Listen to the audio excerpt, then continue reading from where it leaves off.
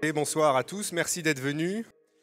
Ce soir, on a la chance, on va parler d'intelligence artificielle avec Rodolphe Gelin, qui est un des spécialistes français de la question. Alors, vous présentez rapidement le parcours de Rodolphe Gelin. Donc, Rodolphe Gelin, il est ingénieur. Il a fait pont et chaussée à Paris. Et en parallèle de cette école d'ingénieur, il a fait un DEA d'intelligence artificielle avant d'intégrer le prestigieux commissariat à l'énergie atomique, le CEA, pendant 20 ans sur les questions d'intelligence artificielle, de réalité virtuelle. Puis, il est parti à Aldébaran, travailler sur le robot Roméo. Alors, c'est pas celui qui est sur l'affiche, celui qui est sur l'affiche, c'est Nao.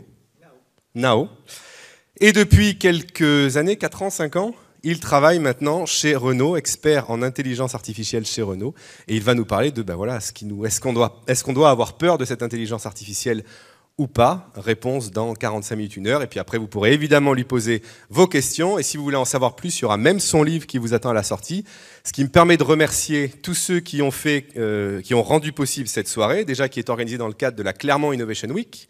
Je remercie donc Clermont Métropole, représenté ce soir par son vice-président, Monsieur Morvan. Évidemment, la mairie de Clermont qui nous aide. Les Volcans, la librairie qui fait ce partenariat pour les livres, le département du Puy-de-Dôme. Et puis le projecteur, l'association Le Projecteur, toutes les caméras que vous voyez là, c'est parce que la conférence est filmée. Vous pourrez retrouver la conférence sur notre site. Voilà, j'espère n'avoir oublié personne dans les remerciements. Et puis l'association, je l'ai dit, Pascal, découvreur de futur. Mais pour l'heure, je laisse la parole à Rodolphe Gelin. Voilà, bonne soirée. Merci beaucoup Nicolas pour cette introduction et merci aussi pour l'invitation. Je suis très flatté de prendre la suite de tous ces grands noms. Je suis un peu moins célèbre que tous. Et merci aussi de me faire revenir en Auvergne où voilà, c'est une région que j'adore. C'est là où j'ai commencé à faire de la moto et où j'ai découvert ce que c'était que les belles routes où on pouvait prendre du plaisir à rouler. Et donc, je suis vraiment très très heureux d'être là. Alors, je vais vous parler de cette intelligence artificielle dont, en effet, on entend beaucoup parler en ce moment avec le fameux chat GPT et aussi avec certaines autres IA dites génératives, donc ces IA, ces intelligences artificielles qui créent des dessins, des textes, même des musiques, on en parlait tout à l'heure. Mais avant ça, je vais vous parler, et donc moi, mon travail chez Renault, depuis que je suis arrivé chez Renault, le projet dont je m'occupe, ça tombe assez bien, il s'appelle Confiance.ai, je vais vous le présenter un petit peu. C'est justement comment on peut faire confiance à l'IA. Et donc, première étape, pourquoi ne ferait-on pas confiance à l'IA? Alors, ma présentation va être en 2 grandes parties. Il y a une première partie où je vais vous expliquer ce que c'est que l'IA, parce que bon, j'imagine que tous, vous avez une idée très claire de ce que c'est, de comment ça marche, mais quand même, on va réviser un peu pour être sûr qu'on parle bien de la même chose. Et puis, on ira ensuite, on verra les petits travers que forcément cette intelligence artificielle, du fait même de la façon dont elle est faite, a. Et puis après, on verra comment on peut essayer d'y remédier. Alors cette dernière partie est un peu plus technique, un peu moins rigolote, mais bon, je pense que c'est quand même bien d'en parler pour vous dire que voilà, on n'est pas démunis face à toutes les inquiétudes qu'on peut avoir face à cette intelligence artificielle. Alors, qu'est-ce que c'est que l'IA? Alors normalement, voilà, ça, je vais un peu casser, alors je ne sais pas si c'est l'image que vous en avez, mais l'IA, c'est juste une façon de programmer des ordinateurs. Donc c'est, voilà, je ne sais pas combien d'entre vous programment ou a programmé, mais l'intelligence artificielle, ça n'est que ça. Ce ne sont que des programmes informatiques qui tournent sur des ordinateurs comme ceux que vous avez dans la poche ou sur votre bureau. Voilà, il n'y a rien de plus que ça. Ça peut être des plus gros ordinateurs que ce que vous avez sur votre bureau. Ça peut être des programmes plus compliqués que ce que vous avez dans votre téléphone. Mais dans le principe, la nature, c'est exactement la même chose. Et seulement la particularité de ce qu'on voulait faire avec cette intelligence artificielle, enfin quand je dis on, j'entends bien on, c'est pas nous, moi j'y étais pas encore, c'est qu'on voulait voir comment on pouvait simuler la façon dont l'intelligence, dont l'homme raisonne, dont l'homme prend des décisions. C'est en ce sens-là qu'on a appelé ça une intelligence. Jusqu'à présent, les machines, comme les ordinateurs, faisaient beaucoup de calculs. Alors le fameux Pascal, que je cite beaucoup, a inventé la Pascaline, qui était la première machine à calculer. Et donc, les ordinateurs, pendant très longtemps, n'ont été que des améliorations de cette Pascaline, où on fait des opérations. En fait, on programme des opérations qu'on va répéter. C'est le principe d'un algorithme. Un algorithme, on lui donne une espèce de formule pour arriver à faire partir d'un point de départ à un point d'arrivée, à une donnée d'entrée et puis à la donnée de la sortie. Donc là, toute la suite d'instructions est écrite. Donc ça, c'est comme ça qu'on a programmé les ordinateurs pendant très très longtemps. Et là, ce qu'on voulait faire, mais il y a parfois des fois où on ne sait pas écrire la suite d'opérations qui va permettre de passer d'un point de départ à un point d'arrivée. Donc par exemple, si vous voulez imaginer une suite d'opérations pour reconnaître ici le visage de Luke Skywalker, qu'est-ce qu'on va faire comme opération pour décrire Luke Skywalker? Comment on va, est-ce qu'il faut prendre la couleur du nez, multiplier par 3, ajouter la couleur de l'œil, etc. Vous voyez, c'est très difficile d'avoir une formule mathématique qui permet de passer directement de je vois cette photo et j'en déduis que c'est Luke Skywalker. Alors c'est ça qu'on a voulu en partie aussi modéliser avec cette fameuse intelligence artificielle. On n'a pas une solution qui décrit comment atteindre l'objectif et donc on va inventer d'autres choses. Et donc, il y a donc derrière ça, on va trouver des techniques qui sont un peu spécifiques, qui sont et que je vais vous décrire après. C'est une IA qui est basée sur les règles. Donc, on va expliquer à un système, par exemple. Alors, des exemples de règles bien connues, on les verra après. C'est voilà, si vous toussez, c'est peut-être que vous avez la grippe. Si vous toussez, que vous avez de la fièvre, etc. Donc ça, c'est des règles. Et puis l'autre grande famille d'intelligence artificielle, c'est celle qui est basée sur les données, celle qu'on connaît un peu plus, où on va lui donner des exemples, des tas d'exemples, et à partir de ça, on va lui montrer des tas de photos de Luke Skywalker, et à partir de ça, elle pourra reconnaître une nouvelle photo de Luke Skywalker. Et alors pourquoi cette IA s'est tellement développée depuis les années 50 ?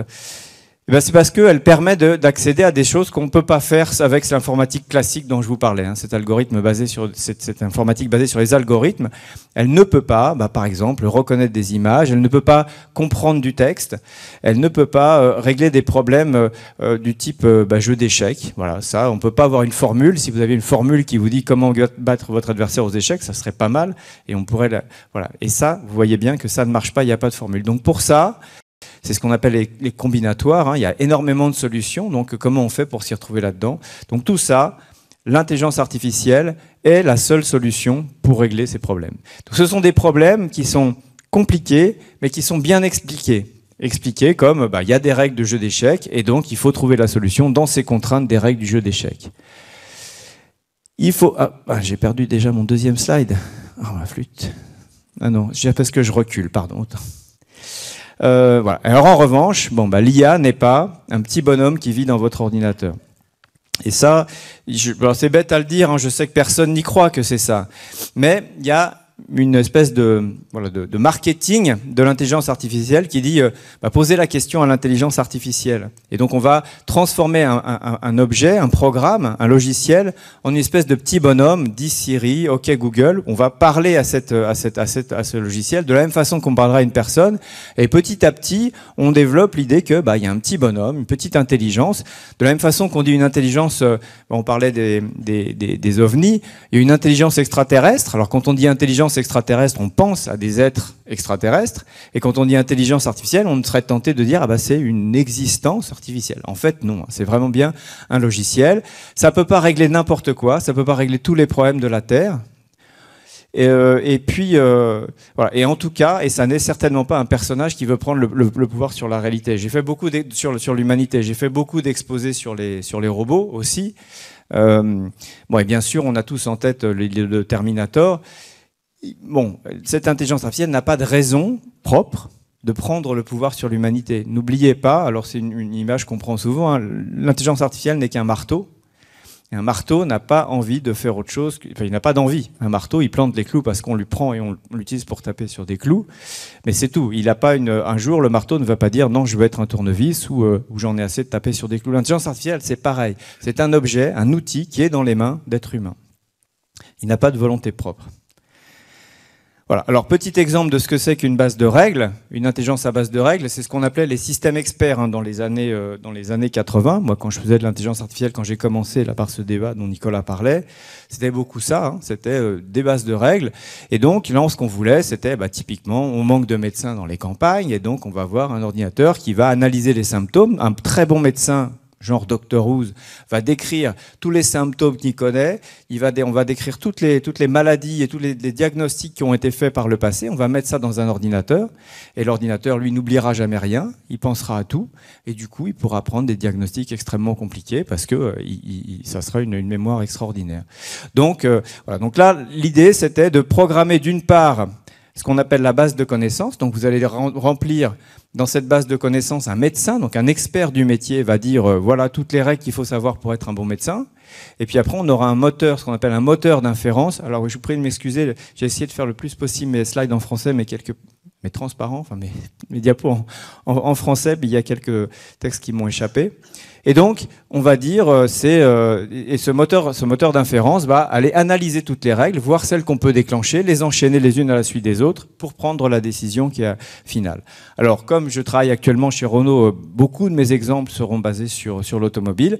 Par exemple, une voiture automobile, une voiture autonome, elle est basée essentiellement sur des systèmes à base de règles.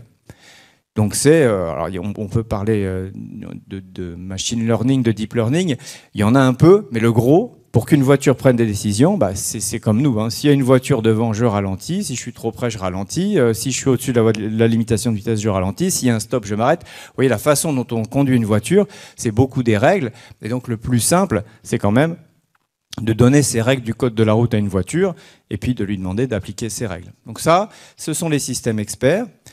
Alors, on peut qui se déclinent dans d'autres types de par exemple le jeu des échecs. Au début, c'était programmé de cette façon-là. On donnait les règles du jeu des échecs, et puis le système voyait si sur chaque pièce, il pouvait essayer chaque coup autorisé, voir où ça le menait, puis après voir si l'adversaire fait un autre coup. Et on essaye tous les coups que pourra faire l'adversaire, et puis après moi à mon tour tous les coups. Vous voyez, c'est pour ça qu'on appelle ça une combinatoire, parce que moi j'ai 50 coups possibles, l'adversaire il a lui-même 50 coups possibles en face de mes 50 coups, ça fait déjà 2500 coups possibles, et puis le cours d'après, ça fait 50 puissance 3, etc. Et donc on a une explosion combinatoire, et c'est là-dedans que cette intelligence artificielle-là va être capable de trouver les meilleures solutions pour vous battre à tous les coups. Ça, c'était avant. Bien sûr, après, ça a fait des progrès. Hein. L'intelligence artificielle, les intelligences qui jouent aux échecs et au Go ne fonctionnent plus exactement comme ça, mais dans le principe, c'est comme ça que ça avait été codé au début. L'autre intelligence à base artificielle qui est basée sur les données, c'est celle qui est la plus populaire aujourd'hui. Hein. C'est ce fameux machine learning, le deep learning, l'apprentissage machine. Donc c'est un système qui va être basé, comme je vous le donnais, sur des données. C'est-à-dire on va montrer des tas d'exemples de ce qu'il faut prendre comme décision, et le système va être capable de vous prendre la décision. Par exemple, on pourrait très bien imaginer un système qui va reconnaître une marque de voiture. Alors évidemment, vous allez dire, il suffit de regarder le logo qui est devant la voiture pour savoir si c'est une Ferrari ou une Renault. Certes. Après, il faut reconnaître le logo. C'est pas évident. Et puis, il y a des fois où on ne voit pas le logo. Et donc, comment on va faire pour reconnaître une voiture si on ne voit pas le logo qui est dessus? Eh bien, on va montrer des tas de photos de Ferrari, des tas de photos de Renault, et on va dire, ça c'est une Renault, ça c'est pas une Renault. On va lui apprendre de cette façon-là. Donc là, mon système, je lui montre une photo d'une voiture rouge, il dit c'est pas une Renault. Je lui montre une photo de Renault, il me dit ça c'est une Renault. Eh bien, c'est là qu'on utilise un réseau de neurones. Le réseau de neurones, il va être utilisé pour apprendre à reconnaître une Renault d'une pas Renault. Donc tout ça, et ce réseau de neurones, on va voir un peu comment ça fonctionne. En fait, c'est assez bête la façon dont ça fonctionne, à la base. C'est pour ça qu'on peut le comprendre tous. Après, ce que je vous montrerai, c'est qu'il y a des déclinaisons qui font que ça devient difficile à comprendre. Mais dans le principe, c'est assez bête. Vous rentrez à un bout l'image de votre voiture. Vous savez que chaque image, en fait, c'est des petits points qui sont les uns à côté des autres. Hein. Vous savez, c'est cette fameuse résolution. Là, les 4K qu'on a sur notre télé, c'est qu'il y a 4000 points. Et puis, voilà. Donc, toute une image, elle est composée de tas de petits points de couleur. Et donc, ce qu'on va donner à notre réseau de neurones, c'est tous ces points de couleur. Chaque couleur, en gros, c'est une valeur numérique qui va entre, mettons, 0 et 256. Et chaque nuance de couleur va être une valeur. Et donc, si vous avez une image qui fait 1000 points sur 1000 points, vous avez 1 million de valeurs entre 0 et 256. Ça, c'est une image. Ça, maintenant qu'on est passé d'une image qui ressemble pour nous juste à comme un tableau de maître, on est passé maintenant dans le monde des chiffres, puisqu'on a 1 million de valeurs numériques. Et donc maintenant qu'on est dans le monde des chiffres, là, notre informatique, elle est contente parce que ça, elle sait le traiter. Alors comment elle le fait? Eh bien, elle va prendre une image que vous voyez là. Cette valeur, donc les 1 million de valeurs, on va prendre vont être envoyées dans notre réseau de neurones. Chaque valeur est envoyée, chaque valeur du neurone est envoyée dans un neurone supplémentaire. Et chaque neurone, il fait qu'une seule opération, il multiplie la valeur qu'il a reçue par un poids, par une valeur. Donc ici, vous voyez tout en haut, le neurone I28, le 128, pardon, il va recevoir une valeur qui est la valeur du pixel, donc du point qui est en haut à gauche. Il va le multiplier par le poids qu'on voit là qui est 0,3 et il va donner une valeur. C'est tout ce que fait un réseau de neurones. On va faire juste ça. On lui donne une valeur, il le multiplie et le résultat il l'envoie au neurone d'après. Et pour chacune des valeurs de mon image, je vais faire pareil. Le deuxième, je vais le multiplier par 0,05, le troisième par 0,02, par des valeurs au début qui sont complètement aléatoires. Je mets n'importe quoi comme valeur dans mes poids, et puis donc je multiplie mes valeurs de pixels par des valeurs qui valent n'importe quoi, et j'obtiens un résultat. Je fais la somme de tout ça. Si cette somme elle est assez grosse, eh bien je la fais passer telle quelle. Si elle est petite, je la fais pas passer. Bon, en l'occurrence, là, on ne va pas rentrer dans ce détail-là. Donc, je fais la somme de tous ces neurones-là, donc du poids, des valeurs multipliées par les poids. Je passe ça à la sortie. Et puis, si la sortie, elle est petite, elle est en dessous de 0,5, je dis c'est pas une Renault. Et si la valeur est plus grosse que 0,5, je dis c'est une Renault. Tout ça est complètement subjectif, hein, je suis d'accord avec vous. Les poids, ils viennent de n'importe où. 0,5, je ne sais pas pourquoi. Mais voilà, on décide ça comme ça. Et puis là, on s'aperçoit que le système dit c'est pas une Renault. Alors qu'au début, c'était une Renault. C'est pas un hasard. C'est quand même une chance sur deux pour que, comme on a fait n'importe quoi, on trouve n'importe quoi à l'arrivée. Et c'est là, en fait, que tout va se jouer. Et c'est là que les mathématiques, les vraies, commencent à intervenir. C'est que le système va dire, je me suis trompé, alors je vais corriger mon erreur. Et c'est ça qu'on appelle la rétropropagation, backpropagation en anglais. Je vais corriger mes poids. Je me suis dit, si là je me suis trompé, j'aurais dû trouver Renault, ça veut dire que la somme que j'ai trouvée là est trop petite. Et donc je vais grossir mes poids. Et donc je vais aller corriger tous mes poids. Alors c'est là où j'ai une formule mathématique qui va me dire comment modifier chacun des poids de façon assez subtile pour corriger mes poids de telle façon que la prochaine fois, j'arriverai à trouver une meilleure valeur. Donc hop, je corrige. Je dis, tiens, mon 0,3, il faudra qu'il soit un peu plus gros. Mon 0,5, il faudra aussi qu'il soit un petit peu plus gros. Voilà. Et donc, je corrige tout ça. Et donc, bien sûr, si je m'arrête là, si je remets cette image-là, forcément, là, cette fois, j'aurai la bonne solution. Sauf que je ne peux pas m'arrêter à un exemple. Le jour où je vais montrer une autre photo de Renault, d'une autre Renault, et à ce moment-là, les nouveaux poids que j'aurai calculés ne marcheront pas. Donc il faudra à nouveau recorriger les poids.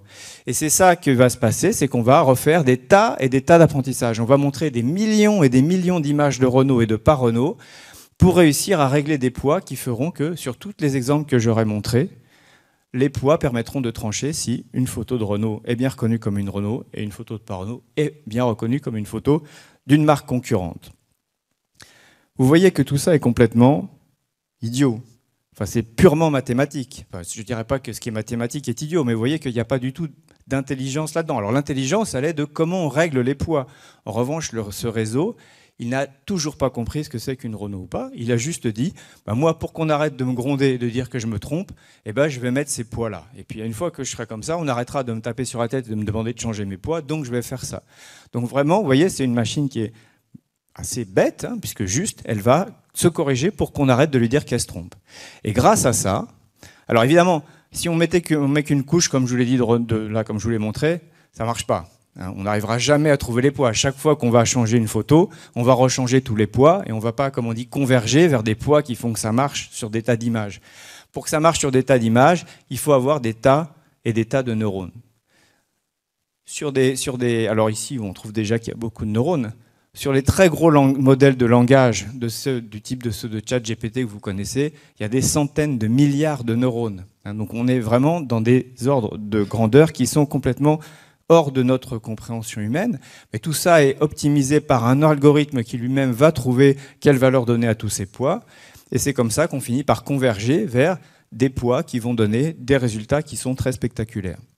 Alors, en fait, on s'aperçoit quand on creuse un peu comment fonctionnent ces réseaux à la fin de leur apprentissage. Donc c'est ça qu'on appelle l'apprentissage, c'est-à-dire calculer ces poids, corriger ces poids pour que, à la fin, une image soit correctement classée, en l'occurrence, par le réseau de neurones. Et donc quand on creuse un peu, quand on voit ce qui se passe, petit à petit, le réseau va se mettre en place pour extraire dans les premiers niveaux de neurones, aller extraire des choses qui sont intéressantes dans l'image, par exemple des coins, par exemple des formes circulaires. Bon, tout ça est fait de façon automatique. Hein. On n'a pas dit au système trouve-moi des ronds, trouve-moi des coins. C'est tout ça, l'apprentissage va le trouver automatiquement. Et après, les derniers niveaux vont dire, en utilisant les points, les angles, les couleurs que j'ai vus, je peux dire que c'est une Renault ou que c'est pas une Renault. Oui, tout ça est assez opaque, et c'est pour ça qu'on reproche souvent à ces systèmes-là de dire ils prennent une décision sans qu'on comprenne pourquoi. Vous voyez, là, il n'y a pas de règle. Il n'y a aucune règle. Et donc, entre entre l'image qui rentre et la sortie, la solution est bonne. Mais si on demande au réseau, mais pourquoi tu as dit ça? Il dit, parce que j'ai multiplié tel pixel par telle valeur, et puis voilà, comme tu m'as dit de faire. Et donc, on ne peut pas lui demander de nous expliquer plus que ça. Et donc, ça, c'est un des reproches qu'on fait à l'intelligence artificielle, à cette intelligence-là, c'est qu'elle est incapable d'expliquer spontanément pourquoi elle a pris telle décision. Alors, on va voir que justement, il y a des solutions pour qu'elle s'explique. Alors, cette forme de réseau que vous voyez là, ça c'est ce qu'on appelle un réseau complètement connecté. Vous voyez, chaque réseau de chaque couche, alors ce qu'on appelle une couche, c'est une colonne en fait. Et puis là, vous voyez, il y a par exemple 1, 2, 3, 4, 5 couches.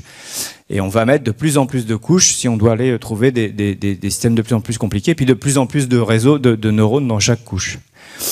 Et alors en fait, ça permet d'avoir des premiers résultats sur des cas simples. Mais bon, quand on commence à vouloir traiter des cas plus compliqués, par exemple les images, pour traiter des images, cette forme de réseau que je vous ai montré, là, entièrement connecté, des colonnes avec des liens entre chaque neurone de chaque couche vers tous les neurones de la couche d'après, ça ne marche pas très bien. Et donc, on va imaginer d'autres architectures de réseau. Alors, un truc qui a fait beaucoup de bruit, qui a été inventé par Yann Lequin, un Français dont vous avez peut-être entendu parler, qui travaille maintenant chez Facebook. Il a inventé un réseau convolutionnel qui va être une première façon de faire un premier filtre sur l'image pour en extraire des informations qui ont un peu de sens dans l'image. Par exemple, aller chercher des coins, des bouts de droite, des ronds. Et donc, cette première partie va chercher ça.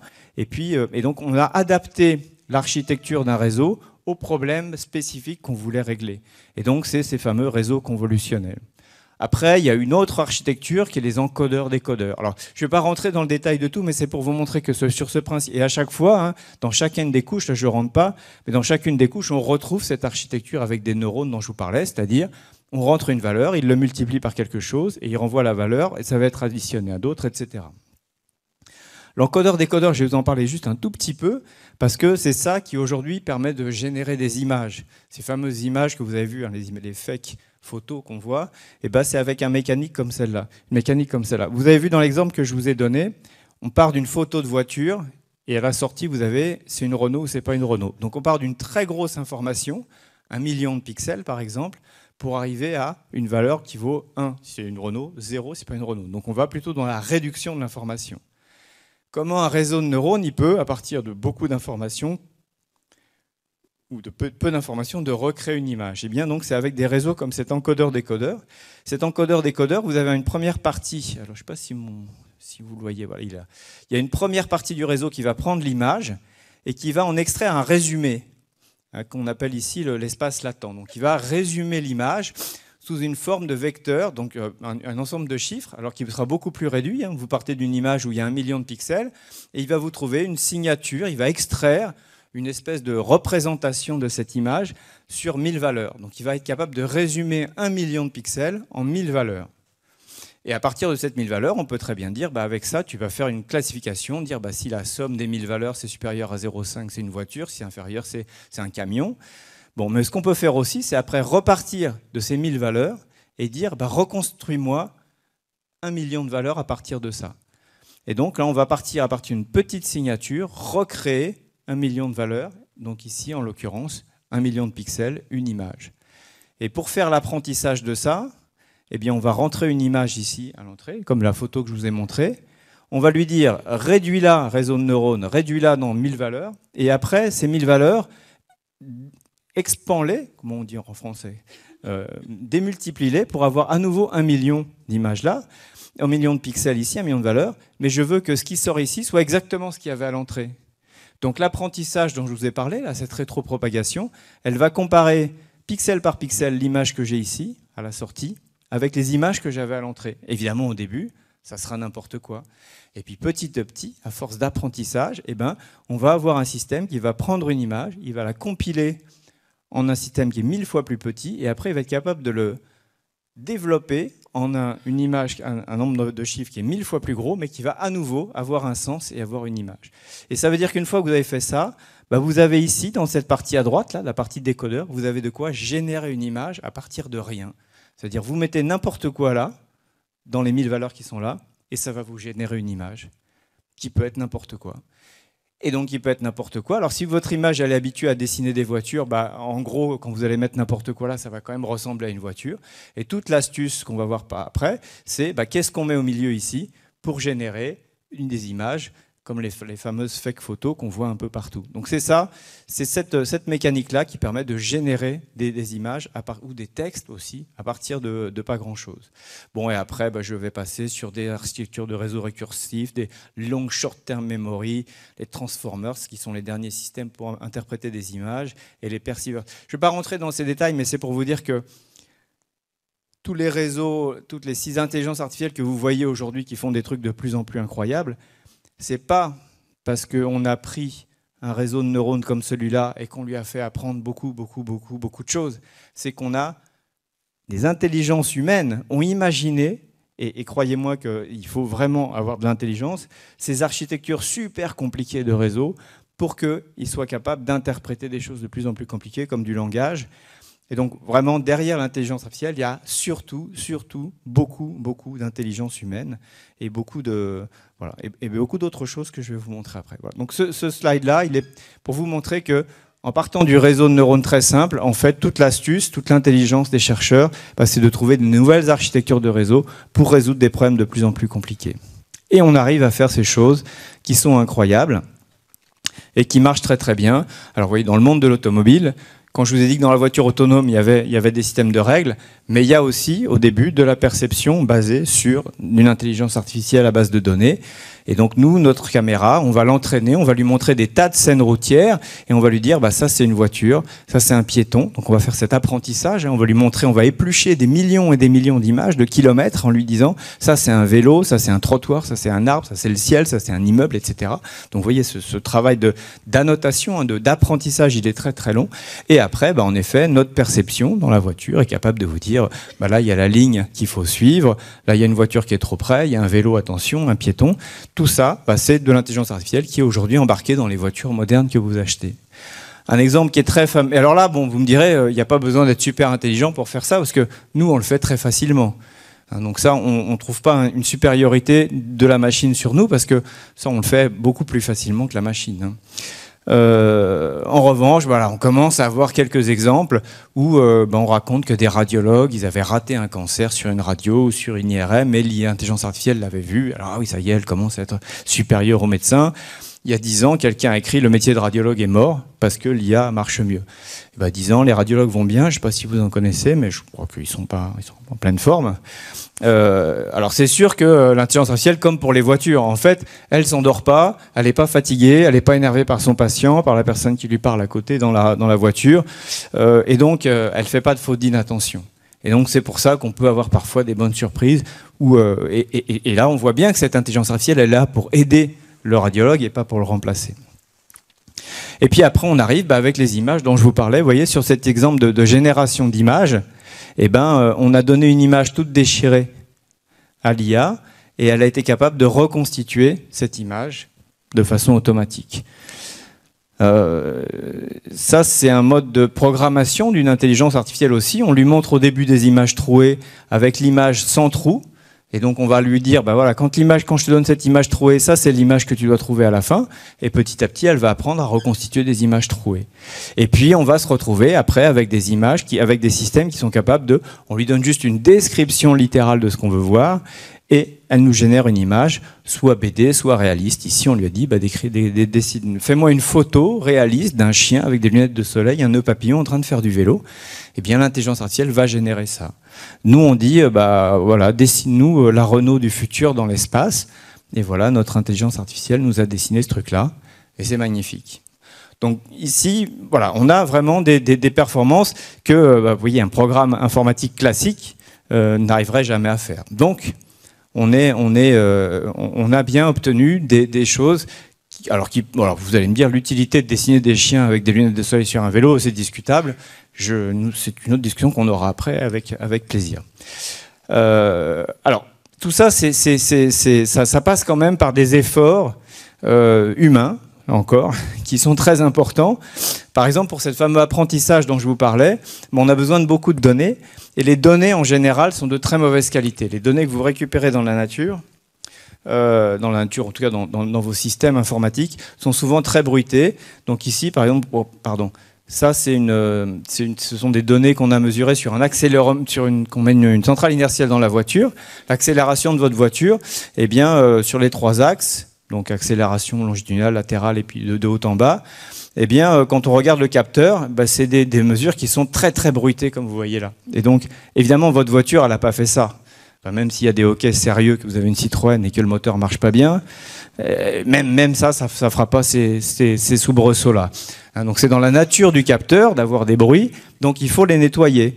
Et ici, vous voyez là, ici par exemple, on a perdu des données. Il y a eu un trou, je ne sais pas pour quelle raison, et donc il faut les nettoyer. Donc vous voyez, tout ça, et tant que moi j'ai pas des données propres, faire un apprentissage, ça n'aura aucun sens parce qu'on va apprendre sur des données où il y a des trous et donc ça marchera pas bien. Donc une fois que vous avez ces données, il faut les annoter comme je vous le disais, je vous l'ai décrit, il faut dire ça c'est une voiture, ça c'est une accélération qui va bien, ça c'est un problème de distribution, etc. Donc vous voyez, cette partie, je t'explique intelligence artificielle, ce qu'il faut conclure à partir de ces données-là, c'est très long.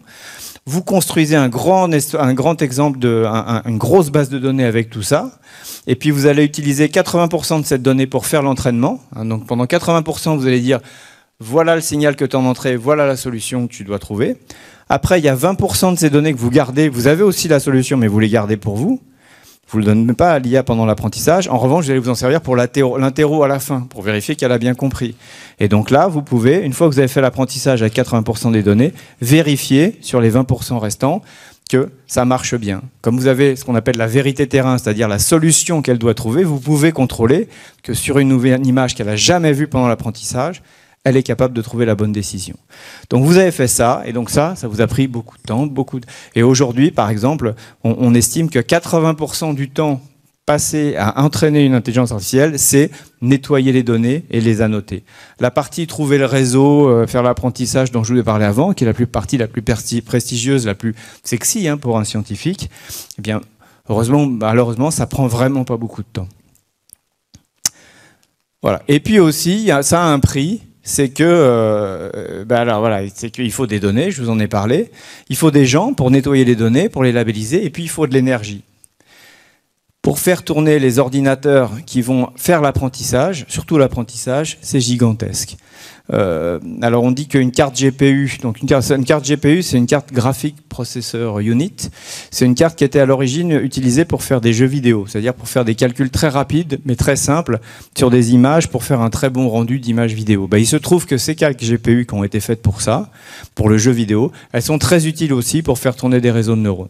Et donc on s'arrache aujourd'hui, une société qui s'appelle Nvidia, qui était la spécialiste de la carte pour les jeux vidéo. Les amoureux de jeux payaient des fortunes pour avoir une carte Nvidia dans leur PC.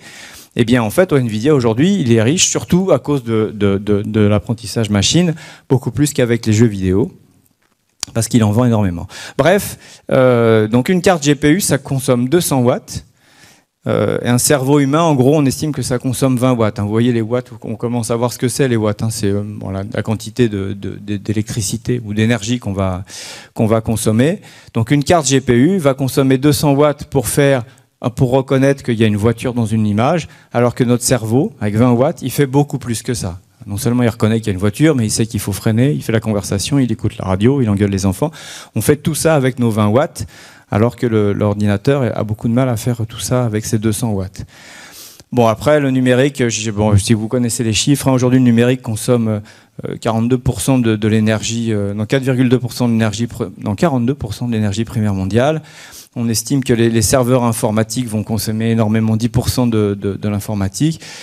Bon, et puis d'une manière... Alors aussi, c'était un chiffre que j'ai participé à une formation qui s'appelle la fresque du numérique, qui n'est pas inintéressante.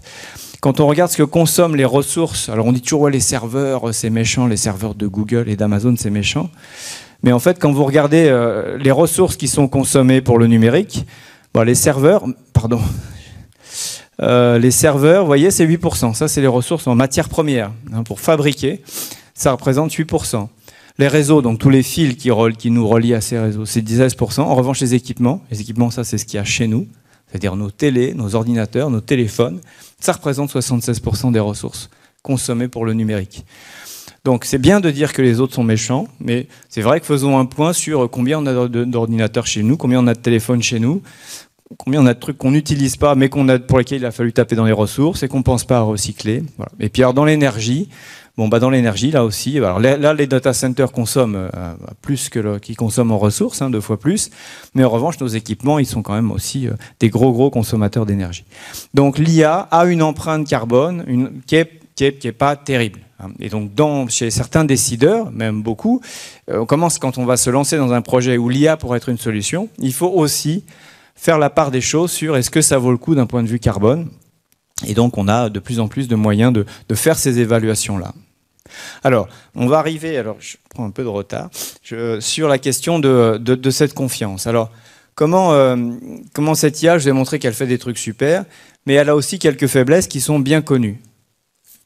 Alors ici, c'est un fameux accident de Tesla. Donc Tesla, fabricant de voitures électriques, mais aussi grand développeur d'intelligence artificielle. Elon Musk nous a encore donné son avis sur la question. Eh bien, Tesla, qui fait des voitures de très bonne qualité, dont l'intelligence artificielle de très bonne qualité, a eu un accident très fameux où la voiture, qui roulait très bien, qui évitait pas mal d'obstacles, qui suivait les lignes, est passée au travers d'un camion, comme ça, accidenté sur le bord de la route. Alors, qu'est-ce qui s'est passé ? Eh bien, pendant sa phase d'apprentissage, la voiture n'avait jamais vu un camion couché sur le bord de la route. Donc la première fois qu'elle a vu ça, alors vous voyez qu'elle, on lui a demandé on lui a appris à classifier, à reconnaître les objets. Et les objets qu'elle connaît, on lui a appris à reconnaître, c'est des vélos, des piétons, des voitures, des camions.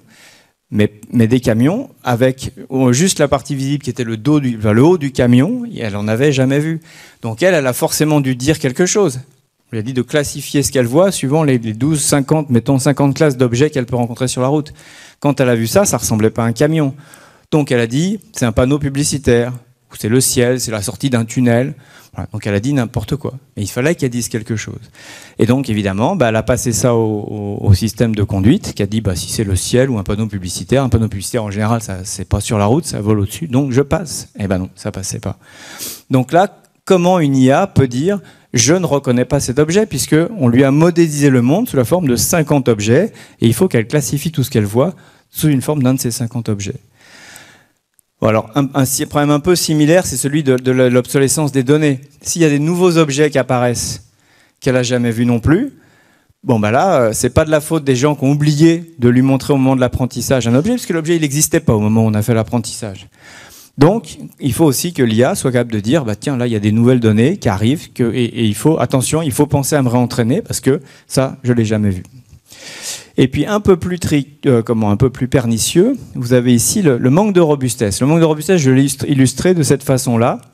C'est un système de reconnaissance des panneaux. C'est quelque chose qui va être obligatoire sur nos voitures l'année prochaine, je crois. Eh bien, cette reconnaissance des panneaux, ici, ce panneau stop, le système marchait très très bien. Eh bien, des farceurs ont mis quelques autocollants bien placés sur le panneau stop, et ce panneau stop a été pris pour une limitation à 30. Simplement parce qu'il y a alors que nous, à l'œil humain, on voit toujours que c'est un panneau stop. Eh bien, l'IA, elle, s'est fait tromper. Alors, comment ça s'est trouvé, ça ? Ça s'est pas trouvé par hasard. C'est pas des rigolos, on dit, je vais essayer de mettre des scotch partout. Si vous mettez des scotch au hasard, ça va pas marcher. Le système va bien marcher. En revanche, ils ont demandé à un autre système expert, un autre réseau de neurones, trouve-moi les endroits qu'il faut modifier dans cette image de panneau pour que la décision soit changée. C'est ce qu'on appelle les réseaux génératifs adverses. Donc un réseau qui va chercher à tromper un autre réseau. Il va générer une image, juste modifier tout ce qu'il faut pour faire changer d'avis le réseau initial. Et avec ça, donc le réseau adverse, il a trouvé un panneau qui ressemble beaucoup à mon panneau d'origine, mais qui fait changer la décision. Et avec ça, on dit, ce panneau-là, affiche-le-moi. Je vais le régénérer en mettant des autocollants sur ton panneau stable. Donc vous voyez bien que moi, quand je vais fabriquer une voiture, si l'intelligence artificielle qu'on me propose de mettre dedans, elle fait ce genre d'erreur, je vais réfléchir à 2 fois avant de mettre ça dans ma voiture. Et le dernier exemple de faiblesse, c'est le biais. Alors le biais, on en a beaucoup parlé, ça préoccupe beaucoup les politiques. C'est le biais d'apprentissage. Alors le biais d'apprentissage le plus connu, c'est dans le tri des CV. À un moment, des grosses boîtes qui recevaient des tas de CV de candidats ont entraîné une intelligence artificielle en disant, tous ces CV-là, on les a refusés, tout cela, on les a pris. apprend à reconnaître comment on trie les CV. Et donc l'intelligence artificielle a fait ça, et on s'est aperçu que l'intelligence artificielle, en général, quand elle voyait un CV de femme pour un poste d'ingénieur, elle ne le prenait pas. Ou alors quand elle voyait un nom avec une origine très étrangère, elle ne le prenait pas. Et on s'est aperçu qu'en effet, par le passé, les choses étant ce qu'elles sont, on n'embauchait pas des femmes comme ingénieurs, on évitait de prendre des immigrés, etc. Et donc, par le passé, on se comportait comme ça. L'IA a reproduit ce biais parce qu'on lui a montré des exemples, et donc elle s'est trompée. L'exemple que j'ai mis là est un peu moins dramatique. C'est celui d'un système qui estimait la masse d'une voiture. On veut savoir si la voiture est très chargée au moment où elle part le matin pour régler, par exemple, les amortisseurs automatiquement. Est-ce qu'elle est très chargée ou est-ce qu'elle est à moitié vide? Et donc on a fait des tas on a enregistré des tas de. Alors pour faire ça, on n'a pas de capteur spécifique pour mesurer ça sur une voiture. Donc on a enregistré les données qu'on avait de tous les instruments de mesure qu'on a sur la voiture, l'enfoncement des suspensions, l'accélération, les mouvements du volant, donc des tas de choses. Et puis on a fait la corrélation. On a dit voilà, je vous ai mis toutes ces valeurs là en entrée, et puis là à ce moment-là la voiture était très chargée. Là voilà les valeurs, là la voiture était peu chargée. Donc on a fait cet apprentissage avec ces données. Labellisé, à chaque fois ma voiture est chargée, ma voiture n'est pas chargée. Ça marchait très bien, donc sur les 80% j'ai fait mon apprentissage, sur les 20% j'ai fait mon test pour dire est-ce que ça marche bien, sur des cas qu'elle n'avait jamais vus, et en effet ça marchait très bien. La voiture, quand elle était bien chargée, elle était bien reconnue chargée. On met ça dans la nature, sur une vraie voiture, et la voiture, alors qu'elle est chargée à ras-bord, nous dit la voiture est vide. Alors, pourquoi?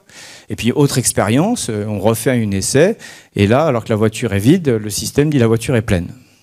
Ah, alors on dit, mais pourquoi tu as fait ça? Donc là, on va voir, c'est des principes d'explicabilité. Même un réseau de neurones, on peut lui dire, mais pourquoi tu as pris cette décision? On verra comment on peut faire ça.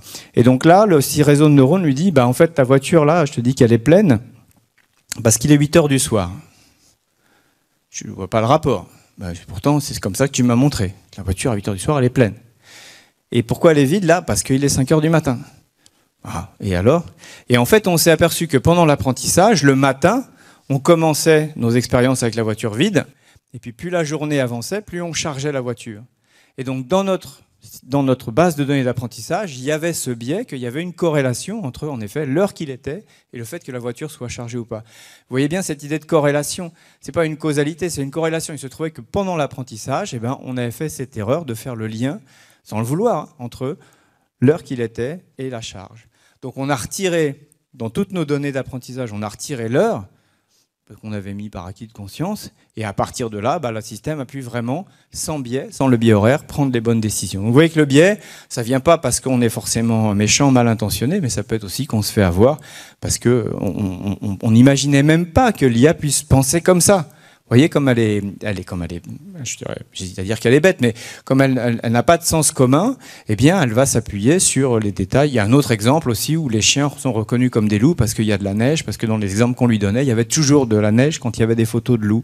Donc vous voyez, cette IA va vraiment s'attacher à des détails qui sont stupides. Donc voilà, donc ça c'est les grandes faiblesses qui font que un industriel il va hésiter à mettre de l'IA parfois dans ses systèmes parce que s'il a ces problèmes-là, il va avoir des soucis. Et puis bien sûr aussi, ça c'est des exemples de l'actualité.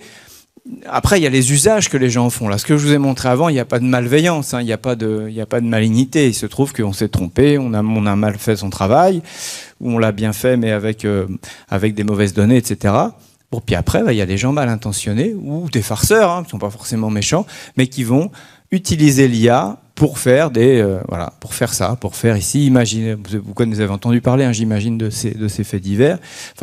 C'est une IA générative qui a modifié la photo d'un manifestant sans doute plus jeune pour mettre ce visage de vieil homme ensanglanté, et puis le bon pape là qui s'est retrouvé affublé d'une doudoune high-tech. C'est une image qui n'a jamais existé, mais vous voyez que vraiment la qualité des images produites est assez inquiétante. Donc voilà, maintenant, la vraie question, c'est est-ce qu'il faut faire confiance à l'IA ou est-ce qu'il faut faire confiance à toutes les bêtises qu'on voit à la télé?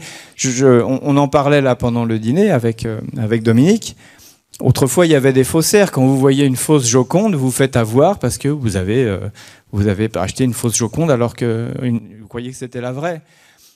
aujourd'hui, voilà, ce qu'il va falloir se dire, c'est que les images qu'on voit, même si elles ont l'air très réalistes, ça ne veut pas dire qu'elles sont vraies.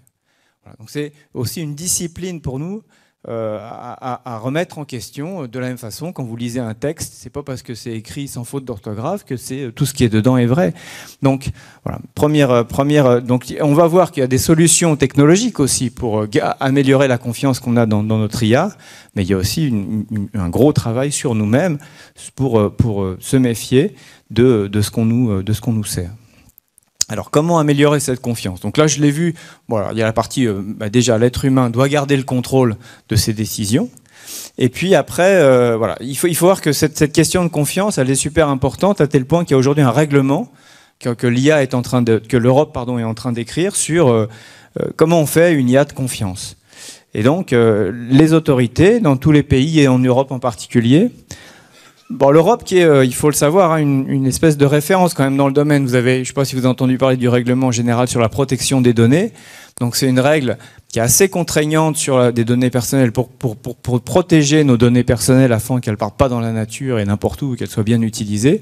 L'Europe a inventé ce fameux RGPD qui embête pas mal de gens, mais qui dans le fond est quand même très utile pour protéger nos données personnelles et que pas mal de pays, ils le disent ou pas, Europe nous envie.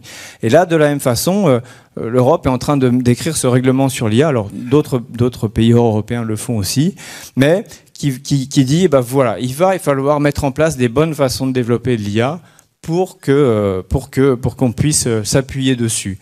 Et donc là, l'Europe a défini 4 niveaux d'utilisation de l'IA. Donc il y a certains niveaux qui sont complètement interdits. Donc il est interdit de faire de l'IA pour influencer des personnes, pour faire du crédit social, faire de reconnaissance faciale sur le lieu public, sans informer les gens, pour les applications de maintien de l'ordre. Voilà, donc c'est assez encadré. Donc il y a certaines. Et donc là, si on trouve que vous faites ça, vous serez condamné, vous paierez très cher, vous irez en prison. Donc c'est interdit. Après, il y a les IA qui sont gentils quand on va vous recommander une musique, quand on va vous recommander des. Là, il n'y a pas trop de surveillance. Vous faites ce que vous voulez. Si vos clients ils achètent n'importe quoi, tant pis pour eux. Dans les chatbots, il y a quelques transparences. Là, par exemple, un système comme Parcoursup, c'est bien qu'il y ait une petite transparence quand même sur comment ça marche à l'intérieur. Et puis après, il y a des IA dites à haut risque, où là, par exemple, la voiture autonome, c'est un système à haut risque parce que si l'IA dit n'importe quoi, il peut y avoir des morts d'hommes, il peut y avoir des préjudices importants. Et puis, il peut y avoir aussi des risques sur les droits humains. Donc sur les droits fondamentaux. Donc là, cette IA-là, c'est là où il y aura des contraintes fortes sur la façon dont elle est développée. Donc, et là, il peut y avoir aussi des audits. Donc l'Europe dira, cette application-là, vu qu'elle est au risque, on veut vérifier comment vous l'avez développée, quels sont vos corpus de données, est-ce que vous avez est-ce que vous êtes sûr qu'il n'y a pas de biais, est-ce que vous couvrez tout le monde connu, etc.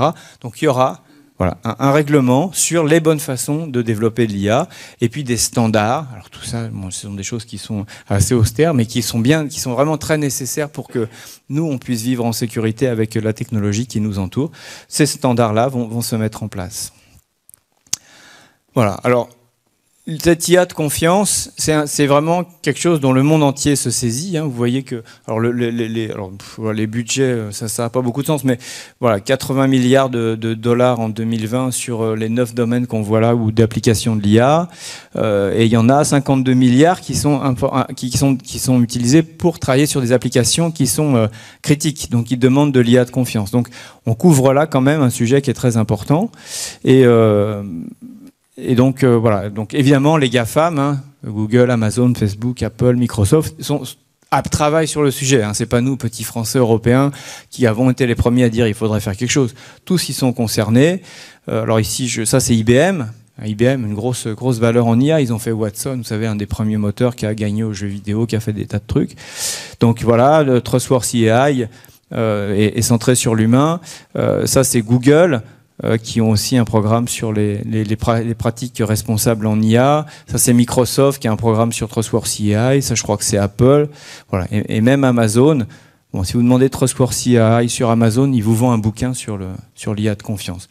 Mais, toutes les entrées mises à part, ils en font aussi. Puis il y a des tas de startups qui se positionnent sur le sujet. Donc c'est vraiment un sujet qui est pris en main par les gros industriels, par les petits industriels, par le gouvernement.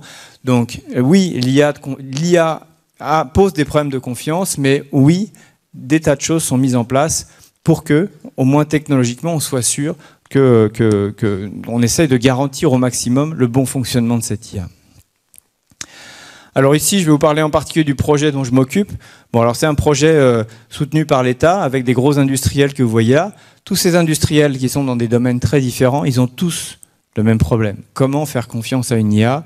Une IA qui, par exemple, va faire de la maintenance préventive, essayer de détecter des signaux faibles dans le fonctionnement d'une machine pour détecter la panne avant qu'elle arrive. Un bateau, voilà, on travaille avec Naval Group, un bateau, si la panne, on immobilise, on répare la panne avant qu'elle arrive pendant que le bateau est à quai, ça coûte beaucoup, beaucoup moins cher que d'attendre que la panne survienne au beau milieu de l'océan. À ce moment-là, il faudra ramener le bateau tiré par 2 remorqueurs. Donc pour des gens comme ça, ou un avion en plein air. Alors évidemment, une voiture, si votre voiture tombe en panne sur le bord de la route, c'est embêtant, mais c'est moins... Bon, quoique nous, on n'aime pas non plus que ça nous arrive. Mais voilà, donc ici, c'est vraiment cette question. Et là, la maintenance préventive, ça, il n'y a guère que l'IA aujourd'hui qui peut proposer des solutions qui fonctionnent bien. Donc tous ces industriels-là, bon, ils ont investi dans ce projet. Donc c'est un projet de 45 millions d'euros, 15 millions investis par les industriels, 30 millions par le gouvernement. Et avec tout ça, pendant 4 ans, on travaille ensemble sur des solutions pour développer une IA. Alors cette IA, une IA de confiance, voilà. Puis évidemment, comme je le dis, tout le monde, dans le monde entier, il y a des programmes similaires qui démarrent. Mais ce projet européen, ce projet français, il fait exemple au moins en Europe. Et même aux États-Unis, on a quelques contacts qui nous disent qu'on s'est quand même bien organisé sur ce projet-là. Alors ce projet, il fonctionne sur des cas d'usage. Donc chaque industriel arrive avec des exemples en disant là j'ai une IA critique pour laquelle je voudrais avoir confiance dans ce qu'elle me dit. Comment je peux garantir à mon ingénieur sécurité, là mon système, donc à Valeo par exemple, il arrive avec un système qui son système d'aide à la conduite. Valeo dit voilà, moi comment je peux garantir que je vais jamais rater un piéton? Comment je peux dire est-ce que je peux le prouver? Et donc, voilà, donc ça c'est un cas d'usage. Air Liquide, ils arrivent avec un système qui fait des prévisions de consommation de gaz. Et donc là aussi, il a besoin de garanties parce que les sommes engagées sont énormes. Bref. Et puis chez Renault, on a un cas qui est très connu, qu'on utilise beaucoup, qui est celui de la reconnaissance des soudures. Aujourd'hui, quand une soudure sur le châssis, donc une soudure critique, sort de la chaîne, il y a un opérateur humain qui regarde toutes les soudures critiques d'une voiture pour vérifier qu'elles sont bonnes. Alors ça vous rassure, c'est bien. Mais cet opérateur, c'est comme le radiologue qu'on voyait. Des fois, il est fatigué. Des fois, il regarde un autre bout, il regarde une autre soudure, il oublie de regarder celle-là. Donc là, une IA qui pourrait l'aider à ne rien rater, ça serait super utile. Mais il faut que ce soit une vraie aide, donc il faut qu'on puisse garantir que l'IA ne va jamais rater une mauvaise soudure. Ici, un autre cas sur le traitement du langage naturel. Le traitement du langage naturel, ça veut dire interpréter des phrases, des choses qui ont été écrites par les clients de Renault pour détecter assez tôt que ils commencent à se plaindre du fait qu'il y a un petit bruit dans la nouvelle Mégane où il y a c'est de la science-fiction, ce que je vous dis. Mais voilà, donc c'est comment aller détecter dans tous les textes qu'on voit sur les réseaux des signaux faibles avant que ça commence donc soit pour dégonfler une fake news, soit pour corriger si par hasard ça peut arriver. Nos amis de PSA disent que ça leur arrive souvent, donc beaucoup moins. Voilà, donc on part de cas concrets, et puis c'est ça, on dit aux chercheurs, voilà, on a ce cas concret, comment faire pour que ça ne nous arrive plus? Et alors là, ce qu'ils nous disent, c'est, pour ça, ce qu'il faut, c'est avoir une méthode. Il faut développer votre IA avec une méthode carrée, bien répertoriée, qu'on suive toutes les étapes, les unes après les autres, et qu'à chaque étape, vous ayez des moyens de mesurer les performances de votre IA, et à ce moment-là, vous pourrez garantir le bon fonctionnement. Donc ça, c'est typiquement un travail qui n'est pas très rigolo, parce que suivre une méthode, décrire une méthode, je ne vais pas le faire, je vous assure. Mais voilà, tout ça, mais c'est quelque chose qu'on fait déjà dans le logiciel, aujourd'hui le logiciel classique critique. Eh bien, vous ne pouvez pas mettre le logiciel qui garantit, qui gère le freinage assisté, par exemple, ou dans les avions, il y a du tas de logiciels. Dans les centrales nucléaires, il y a du logiciel qu'il faut certifier. Même si ce n'est pas de l'IA, il faut le certifier. Et pour ça, vous avez des processus à suivre rigoureusement pour pouvoir développer du logiciel CRA certifié. Ben ça, il faut arriver à la même chose sur l'intelligence artificielle, et c'est ce qu'on vous décrit là. Donc on décrit tout un processus. Et la particularité du processus de cette IA, notamment celle basée sur les données, c'est que non seulement il y a les lignes classiques qui est je développe mes algorithmes d'une façon propre, bien documentée, etc. et vérifiée. Ici, je fais des tas de tests pour vérifier que ça fonctionne bien, mais il y a aussi garantir ici la qualité des données. Vous voyez qu'on a vu ensemble, hein, entre les problèmes de biais, les problèmes de couverture, c'est-à-dire il y a des cas que j'ai jamais vus, comment on peut s'assurer que la donnée d'apprentissage que j'ai utilisée, elle couvre bien tout ce que ma voiture va voir. Et vous imaginez bien que c'est compliqué d'expliquer tout ce qu'une voiture va voir dans sa vie. Et c'est ça le gros problème de l'IA basée sur les données, c'est que, alors autant quand dans les soudures, vous pouvez montrer assez facilement tous les cas de soudure qu'elle va voir, et encore, une voiture qui se balade dans n'importe où, dans n'importe quel pays, dans n'importe quelle région, vous voyez que c'est quand même compliqué de garantir qu'elle aura vu tout ce qui peut lui arriver à l'avenir. Non seulement parce que, par exemple, est-ce qu'on a des images de la dernière épingle à cheveux qui montre au Puy-de-Dôme quand il y a de la brouillard et qu'il a plu 2 jours avant et qu'il reste des bouts de neige? Peut-être pas. On n'a jamais, on sait que ça existe, mais on n'a jamais pris de photo à ce moment-là. Donc, comment on fait pour garantir que ça marchera aussi dans ce cas-là? Donc, il y a toute cette ingénierie des données qui est nouvelle pour cette intelligence artificielle. Bon, je passe un peu vite parce que on arrive au bout et j'avoue que c'est pas le plus rigolo. Donc on a des outils pour vérifier que nos données couvrent le bien le maximum possible. Alors on a des façons de représenter. Donc ça, les images, ce que vous voyez là, c'est des représentations d'images synthétiques. En fait, on a condensé des images pour dire, là, j'ai représenté tant de parties de neige, par exemple. Et puis ça, c'est de la nuit avec la neige, etc. Donc on a une façon d'explorer les bases de données de façon très graphique pour s'assurer qu'on a le maximum de cas possibles. Voilà, ça c'est un autre cas qui est un peu plus facile à saisir. C'est, imaginons que mon appareil photo qui prend mes photos de soudure là pour dire que c'est bon. Imaginons que ma caméra s'abîme, qu'elle soit floue, qu'elle soit déréglée, qu'elle commence à perdre des lignes. Comment ça va continuer à fonctionner? Donc là, on évalue ce qu'on appelle la robustesse de l'algorithme. Est-ce qu'il continue à reconnaître toujours une bonne soudure d'une mauvaise soudure quand l'image est floue, quand l'image perd des pixels? Voilà, donc ça, donc on va garantir ça. Puis le responsable qualité de la chaîne, il dira, moi je veux que votre système il marche jusqu'à cet état-là de la caméra. Si la caméra est plus abîmée que ça, il faut que vous me le disiez, vous en aperceviez et que vous arrêtiez de faire tourner votre IA. Et donc là, on est dans le cas d'une IA qui est capable de dire, là, je peux pas prendre de décision. Donc tout ça, il faut lui apprendre à dire qu'elle peut pas prendre de décision. Elle va pas le faire spontanément. Voilà. Et après, si on a une IA qui n'est pas assez robuste, on va la réentraîner avec des méthodes type randomized smoothing pour qu'elle soit capable de traiter. Donc on va lui rentrer dans l'apprentissage, on va lui donner ces données bruitées pour lui apprendre aussi à prendre des bonnes décisions quand les données sont bruitées. Et puis le dernier point que je voulais vous montrer aussi dans les méthodes, c'est cette fameuse explicabilité. Donc là, comment on va dire à l'IA, comme je disais tout à l'heure à l'IA, pourquoi tu dis que ma voiture est chargée ? Et donc, et alors là, on lui dit, pourquoi tu dis que la soudure est bonne ou est pas bonne? Et alors là, l'IA dit, regarde, j'ai regardé à cet endroit-là, et là, en vous regardant bien là, je vois que la soudure est bonne. Et celle-là, elle est pas bonne parce que j'ai regardé à cet endroit-là, bon, là, en l'occurrence, c'est le même endroit, et là, il y a un détail qui me fait penser qu'elle est pas bonne. Donc là, l'IA est capable de dire ce qu'elle a regardé pour prendre sa décision. Par exemple, quand un système n'est pas bien, l'IA va dire la soudure est bonne parce que ici tout va bien. Là, c'est comme sur les très bonnes soudures. Ici, c'est exactement pareil. Donc là, on s'aperçoit que l'IA a pris sa décision en regardant au mauvais endroit. Alors, comment on fait ça pour aller vite? Eh bien, en fait, on va montrer cette photo-là. On va lui dire, tu dis que c'est une bonne soudure, ok. Alors maintenant, imaginons que je te cache cette partie-là ici. Donc, on va juste ici mettre une tache noire ici.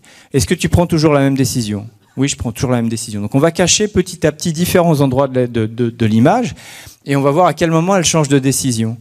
Et donc au moment où on cachera, et c'est au moment où on a caché ici que le système a changé de décision, et donc là, on sait qu'elle a pris sa décision en s'appuyant surtout sur cette partie-là. Donc vous voyez, donc là c'est un peu plus long de lui demander de nous expliquer pourquoi elle a pris sa décision, mais il y a des moyens. Donc cette idée de dire que ces machine learning, ces intelligences artificielles sont des boîtes noires, alors c'est pas vrai parce que nous on sait comment c'est fait à l'intérieur, donc c'est pas caché. Mais en même temps, on a des moyens de leur faire dire pourquoi elles ont pris leur décision. Et c'est comme ça qu'on peut s'apercevoir de biais, ou à leur dire j'ai regardé l'heure. Mais non, mais il fallait pas regarder l'heure. Et donc c'est comme ça aussi qu'on s'aperçoit, voilà, grâce à ces méthodes-là, qu'on s'aperçoit que l'IA ne regarde pas au bon endroit pour prendre sa décision.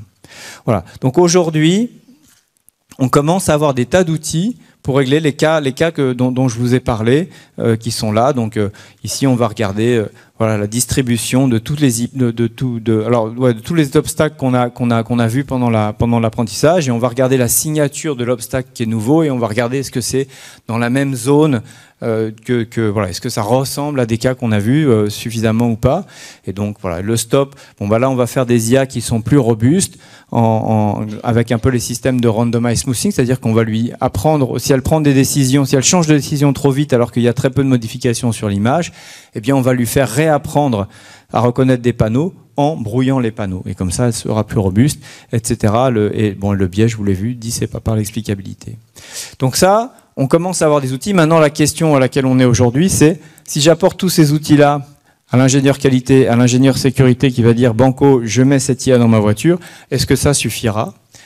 Alors, on sait que ça suffira pas. Et notamment, un truc qu'il va falloir faire dans la voiture, c'est lui dire nous, on a pris toutes les bonnes méthodes pour développer, mais on a aussi fait des tas de kilomètres pour vérifier que ma voiture, quels que soient les cas qu'elle allait rencontrer, elle va bien se comporter. Donc il y a encore beaucoup de tests, ce qu'on appelle du roulage. Donc notre voiture, même malgré tout ce qu'on a mis comme soin à faire une IA de bonne qualité, bien développée, avec des données propres, eh bien il y a encore beaucoup de temps passé à planifier des roulages pour que, dans la vraie vie, la voiture soit capable. Et puis même, on va à ce moment-là aussi utiliser de l'IA générative pour générer des scènes que peut-être on n'a jamais vues dans la vie.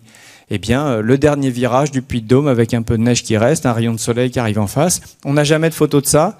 Eh bien, avec l'IA générative dont je vous ai parlé, on va générer une image comme ça et on va voir si le système réussit à le gérer. Donc, vous voyez, l'IA, c'est à la fois une source de problème, mais c'est aussi une source de solutions pour vérifier que des cas qu'on n'a jamais vus dans la vie, mais auxquels on a pensé, l'IA sera quand même capable de les traiter. Bon, mais alors, il y a encore des nouveaux défis, parce que donc, c'est de ce dont je vous parlais. Voilà, quand on va se retrouver devant ces images-là,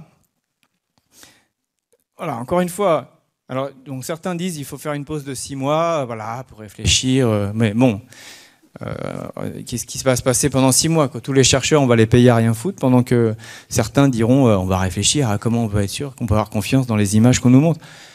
Alors, la question, elle est là, voilà, je crois que maintenant, ce qu'il faut qu'on se dise, c'est quand on voit une photo, c'est comme une BD maintenant, ça n'a aucune source de vérité. Voilà. Quand quelqu'un vous dessine dans Charlie Hebdo des horreurs, eh bien ça n'existe pas dans la vie, c'est un dessin. Voilà. Aujourd'hui, il faut qu'on prenne l'habitude, c'est dur, hein, mais de se dire c'est pas parce qu'on voit une photo que c'est la vérité, c'est pas parce que c'est écrit dans le journal que c'est vrai, c'est pas parce qu'on le voit en photo sur Internet que c'est vrai. Il faut aussi, voilà, c'est de l'éducation qu'on doit avoir. Alors évidemment, c'est dur, hein, ça change. Voilà. Est-ce que vous avez une preuve, monsieur le juge? Oui, j'ai une photo. Ben voilà, tout ça, ça n'existera plus. Il faudra trouver d'autres façons d'avoir des preuves et de croire les choses. Donc, voilà, les solutions, comme je vous l'ai dit, elles sont technologiques. Il y a aussi du test, hein, comme on l'a vu avec la voiture, et puis il y a aussi le bon sens de l'être humain qui doit être capable toujours de prendre une décision. Encore une voiture, vous voyez, une voiture qui décide de freiner. Le freinage d'urgence est basé sur une fonction d'IA. Et donc, quand la voiture fait du freinage d'urgence, elle a vu qu'il y avait un obstacle, elle a freiné. Il arrive, chez les concurrents, qu'une voiture freine alors qu'il n'y a pas d'obstacle. Ça s'appelle un faux positif. C'est très désagréable. Je ne sais pas si ça vous est arrivé, parce que c'est un freinage énorme. C'est à 1G, c'est-à-dire c'est comme si vous tapiez dans un mur, quoi, en gros.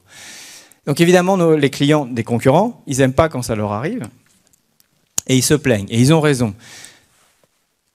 Donc, nous, on doit faire des tas de tests pour vérifier que ça n'arrive pas. Et en plus, alors pour vous donner un dernier exemple dans les 2 minutes qui nous restent, il se trouve que cette fonction-là, comme ce n'est pas une voiture autonome, mais c'est une voiture au pilotage assisté, moi j'ai le droit, en tout cas mon concurrent qui fait des voitures qui ne marchent pas, on ne va pas lui reprocher de ne pas avoir fait un freinage d'urgence. Parce que la voiture n'est pas obligée, la voiture n'est pas autonome, donc on ne lui délègue pas la conduite. La responsabilité du freinage, c'est l'être humain. Si l'IA peut aider, tant mieux, mais si elle n'y peut pas, eh ben, ce n'est pas de la faute du constructeur, c'est vous qui êtes censé freiner. Le jour où il y aura une voiture autonome, ça va complètement changer, parce que là, vous déléguez la conduite, et à ce moment-là, si la voiture ne freine pas, c'est vraiment de la faute du constructeur. Donc, pourquoi je vais vous parler de ça? Ah oui, c'est que dans ces conditions-là, évidemment, l'être humain, il n'a pas le temps de donner son avis. En gros, dans le meilleur des cas, il y a 0,8 millisecondes, 0,8 secondes entre le moment où l'IA dit qu'il faut freiner et le moment où il freine. Donc vous voyez que sur ce type de situation, on ne peut pas dire au conducteur humain « je pense que je vais freiner dans 0,8 secondes, qu'est-ce que tu en penses ?» Voilà. Bien sûr, c'est pas possible. Donc là, l'être humain, il n'a pas trop le choix, on lui demande pas trop son avis. En revanche, quand il regarde des images comme ça, il a le temps de réfléchir. Et donc là, l'intelligence artificielle doit vraiment nous aider à mieux utiliser notre intelligence à nous pour remettre en question tout ce qu'on nous propose. Voilà, donc les 4 idées que je vous laisserai méditer. L'IA, c'est fabriqué par des gens souvent très intelligents, et ça se développe pas tout seul, c'est que des humains qui le nourrissent, qui la nourrissent de données pour apprendre. On ne peut plus se passer d'IA dans bien des cas, parce que c'est la seule façon de régler un très grand nombre de problèmes. Mais l'IA a des limitations, on les a vues, soit par erreur, soit par malveillance humaine. Si les hommes veulent faire des bêtises avec même un marteau, on ne peut pas interdire la fabrication de marteaux, parce qu'il y a des gens qui utilisent le marteau pour taper sur leur belle-mère. Et donc c'est sûr que l'IA peut être un problème comme tout objet. Donc c'est aujourd'hui à la technologie, je vous l'ai montré, la loi. Alors j'ai mis voir l'éthique point d'interrogation, parce que s'il y a des juristes ici ou des éthiciens ou des philosophes, on pourra en parler, mais en tout cas, voilà, il y a des solutions pour protéger les citoyens de ces faiblesses et de ces travers de l'IA. Et c'est pour ça que moi je suis confiant, parce que, alors c'est pour ça que j'ai mis un point d'interrogation, parce qu'on peut toujours être un peu sceptique quant à l'éthique de l'être humain. Donc si on doit tout faire baser sur l'éthique de l'être humain, c'est risqué, parce qu'on a chacun une vision un peu différente de ce qui est éthique et de ce qui l'est pas. Donc on peut s'appuyer sur la confiance dans le genre humain. Mais c'est bien qu'il y ait de la techno et de la loi aussi pour nous protéger. Voilà tout ce que je voulais partager avec vous. J'étais un peu long, mais j'espère que vous aurez encore un peu de courage pour quelques questions. Merci pour cette belle conférence, même si j'aimerais quand même dire que nous, à Clermont-Ferrand, on est sûr que pour qu'une voiture marche, il faut qu'elle ait d'abord des bons pneus. On va passer aux questions. C'est pas une question, c'est tout simplement qu'avec ce que vous venez de nous montrer, on peut voir qu'aujourd'hui, ça va être très facile de manipuler les opinions ou d'autres choses, enfin, ou faire des fake news, enfin, tout ce qu'on peut imaginer, quoi. Oui, c'est ça. Mais bon, comme je vous l'ai dit, aujourd'hui, les opinions sont déjà faciles à manipuler avec des discours complotistes, donc c'est vrai qu'en tout cas, ce qui est sûr, c'est qu'on va vivre dans un monde où il sera plus difficile de détecter le vrai du faux, et que ça va nous demander beaucoup d'attention dans tout ce qu'on... Voilà. Et en effet, on pourra plus dire j'ai vu, alors j'ai cru, parce que vous verrez. Mais de la même façon qu'on ne peut plus croire tout ce qu'on écrit, tout ce qu'on lit, c'est vrai qu'on rentre dans un monde qui va être un peu plus compliqué.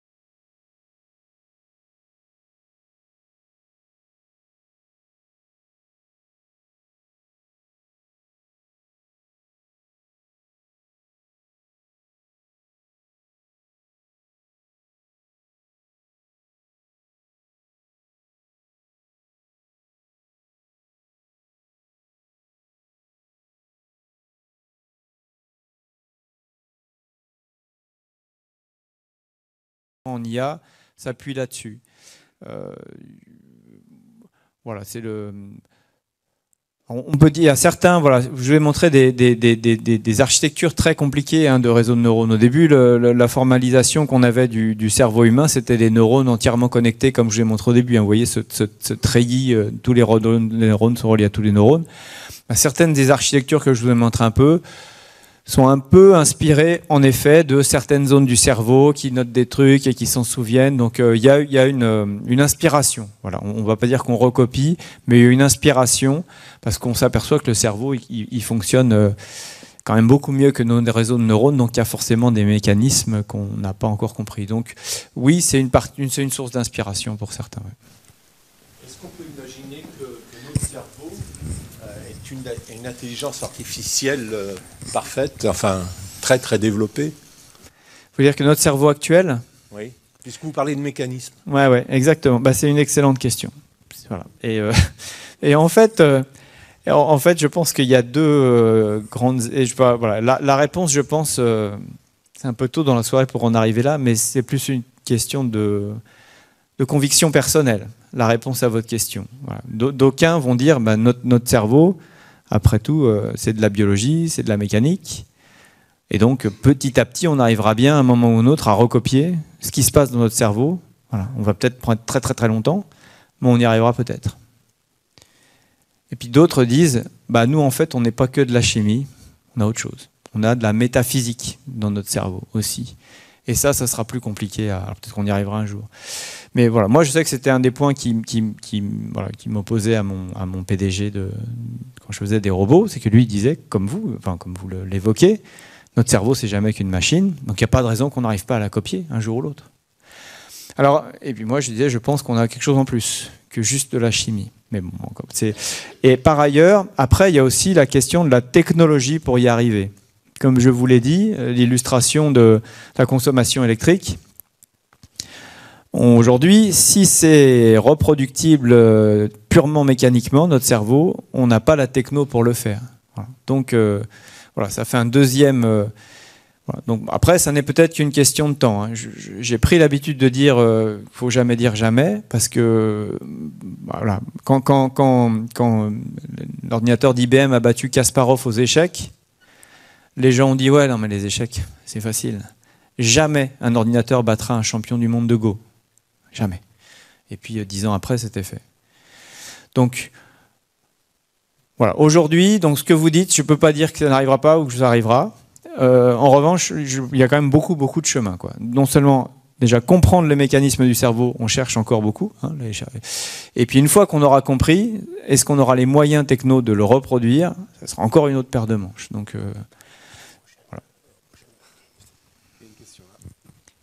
Oui, bonsoir et merci pour tout ce que vous nous avez communiqué. J'entendais ce matin à France Culture, je crois, que tous les ingénieurs qui s'occupent, disons, de la recherche fondamentale, que vous citiez tout à l'heure, commençaient à avoir peur de leur créature. Bon, mais on n'a pas eu beaucoup de précisions. Alors moi, je voudrais savoir en quoi consistent ces supposées craintes. Alors, je ne sais pas si c'est Chloé Clavel que vous avez entendu ce matin sur France Culture, je crois qu'elle y passait. Et moi, en tout cas, c'est une conversation que j'avais eue il y a 5-10 ans avec un prof d'IA qui me disait ça, qui me disait « Alors moi, ce que j'ai développé, c'est tellement fort que ça me fait peur. » Je dis « Vieux, si ça te fait peur, débrouille-toi pour que ça fasse pas peur, quoi. » C'est comme moi, constructeur automobile, j'ai fait une voiture tellement puissante que putain, j'ai peur que les gens ils se tuent avec. Vends pas ta voiture alors. Si tu as peur que les gens se tuent avec, c'est fou de dire un truc pareil. Et donc, aujourd'hui, je pense que ce qu'on peut dire, c'est on peut avoir peur de ce que les gens vont imaginer faire de ça. Voilà, c'est ça qui me fait peur, moi. C'est que, en effet, que nous, on arrive à faire des images, à faire des trucs qui vont corriger des vieilles photos, voilà, faire qu'on va pouvoir revoir une belle photo de son arrière-grand-père. Voilà. Et puis après, un mec avec exactement la même, il va faire une photo où on voit son beau-frère en train de découper sa sœur en petits morceaux. Ouais, ça fait peur, ouais. Donc là, voilà, moi, c'est ça plutôt. C'est l'usage que font les gens de la technologie qui fait peur. Les ressorts qui vont se passer dans la tête des gens, ça fait peur. Et c'est vrai que les outils que nous, chercheurs, mettons à la disposition, c'est ce que disait monsieur au début, font que la perversion humaine va pouvoir s'exprimer de plus en plus fondamentalement. Alors après, est-ce que le chercheur, c'est très bien, quoi, s'il a cette éthique-là en disant, Moi, si mes outils, et c'est un peu ce qu'avait dit Einstein après la bombe atomique, si j'avais su, j'aurais jamais inventé la relativité. C'est difficile quand même, parce que la relativité, elle a sauvé des vies aussi, quoi. Donc, bon, donc moi, c'est comme ça que je l'interpréterais. Sinon, j'ai toujours un peu peur que ça soit le chercheur qui dise ah, mais ce que j'ai fait, c'est tellement fort que même moi, je ne sais pas jusqu'à où ça peut aller, quoi. Bah, écoute, c'est ton boulot quand même aussi de maîtriser ce que tu mets dans la nature, quoi. Voilà, on le reproche aux biochimistes là, qui inventent des virus. Ah, si mon virus il est dans la nature, ça ferait du dégât. Bah oui, bah, tu vas pas le mettre dans la nature alors. Ah, oups. Voilà. On ne rentrera pas dans le débat ce soir. Bonsoir. J'avais une question sur la crainte que j'ai beaucoup entendue, beaucoup lue sur la destruction des emplois qui pourrait apparaître du fait de l'IA et du remplacement de certains emplois. Je voulais savoir, moi, plutôt à l'inverse, si vous aviez une idée du pourcentage d'emplois créés et de certains chiffres sur tous nouveaux emplois qui vont être créés dans les prochaines années autour de l'IA. Ah ben merci de poser la question dans ce sens-là. Alors à la fois merci et à la fois pas merci, parce que en effet c'est des chiffres que j'ai, mais dont je me souviens pas jamais. Mais en gros, les valeurs numériques sont à vérifier. Je pourrais vous les retrouver, mais je crois qu'il y a 40% des métiers qui existent aujourd'hui dont le nom n'existait pas il y a 50 ans. Voilà. Il y a créateur de sites web, machin, modérateur, truc. Voilà. Donc les métiers ont explosé. Voilà. Il y a des métiers. D'ailleurs, essayer d'expliquer certains métiers à votre mère ou à votre grand-mère, c'est pas possible, quoi. Et moi encore, il y a des gens, ils me racontent leur boulot, je suis incapable, même si c'est dans mon domaine, je ne comprends pas ce qu'ils font, mais c'est nécessaire. Je sais que s'ils ne faisaient pas leur boulot, le mien n'avancerait pas. Donc voilà, en effet, c'est une très bonne remarque. Il faut, avec tout ça, avoir des gens qui vont nettoyer des images, qui vont trouver... Par exemple, un métier que j'ai découvert il n'y a pas longtemps, c'est écrivain de prompt. Alors, qu'est-ce que c'est un prompt ? Un prompt, c'est la phrase que vous allez donner à votre IA générative pour qu'elle vous fasse le bon dessin. Vous voyez le bon dessin du... Donc moi, j'avais essayé, pour illustrer certaines de mes conférences ici, de demander à Midjourney ou à Dali, tiens, fais-moi un super dessin d'une voiture qui a l'air intelligente, avec des yeux qui regardent un panneau et tout. Le résultat est dégueulasse. Enfin, ça n'a aucun intérêt. Alors que si vous savez lui parler, en gros, à l'IA, si vous êtes un bon rédacteur de prompt, eh ben, vous allez complètement saisir... Vous savez la façon dont il faut parler à cette IA pour qu'elle vous dessine exactement ce qu'il faut. Vous voyez la belle voiture Renault là dans l'espace que je vous ai montré, moi j'ai essayé de la refaire, c'était moche comme tout. Voilà. Donc ça, c'est un métier, et il paraît qu'il y a des tas de startups dans la Silicon Valley dont c'est le fonds de commerce de dire dites-moi ce que vous voulez voir sur votre image et je vous écrirai la bonne façon de le demander à Dali ou à Midjourney. Voilà. Donc ça, c'est un exemple de métier. Et en effet, voilà, merci vraiment d'avoir posé la question dans ce sens-là. On parlait, là, j'entendais 300 millions d'emplois qui vont disparaître, mais en effet, c'est tellement difficile. Et de la même façon, alors si on joue les vieux cons, on va dire, voilà, quand la machine à vapeur est arrivée, combien d'un emploi ça va détruire chez les conducteurs de fiacre voilà. Mais aujourd'hui, même si le chômage est ce qu'il est, et c'est toujours trop, on n'est pas à la hauteur de ce qu'on aurait pu craindre au moment où il y a eu des ruptures technologiques. Oui, vous parlez d'un rédacteur de prompt, et vous en avez un peu parlé aussi, ici également. Est-ce qu'une IA peut enrichir elle-même une IA, une autre IA? Vous parlez d'un rédacteur de prompt, mais on pourrait imaginer une autre IA qui rédige des phrases, des milliards de phrases, et certaines qui vont ne rien vouloir dire, et d'autres qui vont être plus humaines, on va dire, et à chaque fois générer une image correspondante derrière. Et ensuite, je suppose qu'on va être limité après en termes de données, mais aujourd'hui aussi, on parle aussi de l'ordinateur quantique qui pourra peut-être permettre de faire de plus en plus d'opérations et accélérer peut-être les processus. Et qu'est-ce que vous en pensez par rapport à tout ça, quoi ? Alors, donc une IA qui générerait automatiquement les prompts. Donc moi je lui dis un mauvais prompt et puis il y a l'IA qui va être capable de réécrire le prompt. C'est ça auquel vous pensez? Bon, générer une image par rapport au prompt, ça existe déjà. Ça c'est Midjourney. Donc ça. Plutôt qu'une personne physique donne le texte, que ça soit vraiment une seconde IA qui propose des textes. Qui propose des prompts alors? Oui, des prompts. D'accord. À partir de ce que moi je lui aurais dit. Ah non, tu veux dire n'importe quoi. N'importe quoi, oui. Donc on lui dit génère n'importe quoi comme prompt. Et Après, puis il y aura certainement une personne qui va valider le résultat final. Mais, ouais. Mais ça dépend ce qu'on cherche. Voilà, encore une fois, si une IA, voilà, pourquoi vous demanderiez à une IA de générer des prompts aléatoires pour générer des images aléatoires? Voilà. On peut. Pour enrichir sa base de données. Mais sa base de données, il faudra qu'on la, comme vous dites, qu'on la qualifie en disant est-ce que ça m'intéresse, est-ce que ça répond à telle attente. Vous voyez, il y a l'IA toute seule, si elle tourne en boucle comme ça, voilà, comme vous dites, il y a besoin à un moment d'un contrôle humain. Voilà. Est-ce que c'est dans le prompt initial ou est-ce que c'est à la sortie de l'image? Et à la sortie de l'image, comment moi je pourrais dire tiens, cette image elle est bien, sachant que je ne sais pas pourquoi on l'a dessinée. Vous voyez, si je ne connais pas le but, les messages que je veux faire passer par mon image, comment je peux qualifier cette image? Alors après, ou alors c'est une autre question, c'est une œuvre d'art. Donc notre IA va générer une image qui est belle en soi. Elle n'a pas de signification, mais elle nous plaît parce qu'elle est belle, donc ça, bon, ça pourrait être ça. Et alors arriverait à ce moment-là la question de est-ce que l'IA est une artiste parce qu'elle a généré de cette façon-là des images qui sont magnifiques et qu'on n'aurait pas pu créer autrement. Donc là, c'est une. Et puis pour finir sur l'ordinateur quantique, en effet, donc par rapport aux limitations qu'on voit aujourd'hui sur les puissances CPU qui font qu'on commence à se poser des questions, est-ce que c'est pertinent d'avoir une IA pour tel ou tel sujet? L'ordinateur quantique est une piste. Voilà. C'est une piste, mais c'est pas la panacée non plus. Parce que l'ordinateur quantique, c'est pas un ordinateur qui va calculer plus vite qu'un ordinateur aujourd'hui, c'est un ordinateur qui va calculer autrement. Et donc, on ne pourra pas demander, par exemple, si vous demandez 3 x 4 à un ordinateur quantique, il va dire « Ah, peut-être ça fait 8, peut-être ça fait 9, souvent ça va faire 12, mais pas à tous les coups. » Voilà. Donc, c'est ça un peu le problème de l'ordinateur quantique. C'est que sur des sujets très pointus, il ne va pas être bon. En revanche, sur les sujets d'exploration, voilà, pour jouer aux échecs, par exemple, lui va pouvoir explorer des milliards et des milliards en même temps, comme chaque bit quantique qui peut être dans plein d'états différents.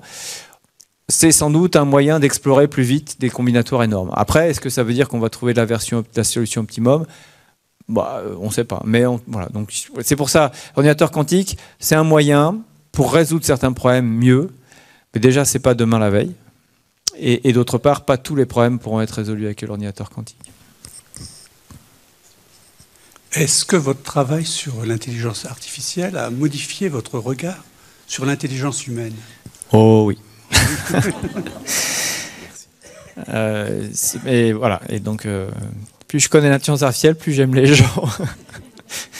Et avant, je faisais des robots et c'était pareil, quoi. Donc, c'est quel que soit l'imbécile que vous avez en face de vous, il est tellement plus fort que sur certains sujets que l'intelligence artificielle. C'est touchant. Voilà. Je trouve que cette capacité qu'on a... Par exemple, un truc qui ne marche pas du tout, je ne sais pas si Chloé Clavel, donc, qui parlait ce matin, une spécialiste de l'affective computing, c'est-à-dire comment l'ordinateur peut interpréter nos émotions, transmettre des émotions. Ça ne marche pas du tout. Voilà. Alors qu'on a tous vu, alors je ne sais pas si vous avez tous vu les séries du genre Lie to Me, où il y a un gars qui regarde un frémissement de la paupière gauche et il en déduit que vous mentez, etc. Et donc on s'était dit, on va pouvoir coder tout ça dans un ordinateur qui va repérer le frémissement de la paupière gauche et du coup on pourra, voilà, ça marche pas. Parce que le frémissement de la paupière gauche, ça marche quand même sur des gens, mais pas sur d'autres. Et puis après, trouver des enregistrements pour l'apprentissage d'un frémissement de paupière gauche, ça veut dire qu'il faut qu'on force les gens à mentir, ça veut dire que... Voilà. Et donc acquérir de la donnée de l'être humain pour faire de l'apprentissage, pour que la machine reconnaisse ce que nous reconnaît, c'est super compliqué. Et donc nous... Voilà. De la même façon que vos enfants, ils ont vu 2 fois un chien, ils reconnaîtront tous les chiens du monde après. Alors que l'IA, il faut qu'elle ait vu 1 million d'images de chiens, si possible 10 000 de chaque race à chaque fois, pour pouvoir reconnaître un chien après. Et c'est là qu'on voit que l'intelligence humaine, quand même, bon, il y a quelque chose, voilà, dans la mécanique du cerveau humain qu'on n'a encore pas bien compris, quoi. Et de la même façon, excusez-moi, reconnaître les émotions chez les gens, voilà, je trouve que qu'on soit plus ou moins empathiques les uns ou les autres, on a quand même ça en nous, qui est qu'on reconnaît si les gens ils sont tristes, ils sont énervés, ils sont en colère, ils sont fatigués, ils sont agacés. Voilà. On est quand même tous, on est plus ou moins bon là-dedans, mais on a quand même des bases qui font qu'on est meilleur que n'importe quelle intelligence artificielle. Bonsoir, merci pour votre conférence. Moi, je me posais une question sur les données, justement. Vous nous avez expliqué que plus on donne de données, plus l'IA est précise. Mais justement, il y a certains domaines, je pensais en particulier à la médecine, où les données sont protégées, donc on ne peut pas lui proposer autant de données que l'on voudrait. Du coup, comment on fait pour développer ces IA Alors, les données médicales, on va demander la permission aux gens de les utiliser. Donc, c'est pas parce que les données personnelles et médicales sont personnelles qu'il est interdit de s'en servir. Il y a des règles, et on va dire aux gens, est-ce que vous êtes d'accord pour que vos données, on s'en serve dans une étude d'IA? Donc ça, c'est une première façon déjà. Mais c'est très réglementé, il faut s'engager à ce que les données elles soient protégées, qu'il y ait des mots de passe, que tout le monde ne puisse pas. Et il faut dire aussi, je prends vos données personnelles parce que je veux faire une étude très précise sur la détection du cancer machin. Voilà, vous ne pouvez pas dire, je prends vos images parce qu'un jour j'en aurai peut-être besoin. Voilà, ça, on n'a pas le droit. Le RGPD dit, c'est pas permis de faire ça. Donc première chose. Et deuxième chose, alors je pensais que vous alliez me poser une autre question, donc je la poserai à votre place.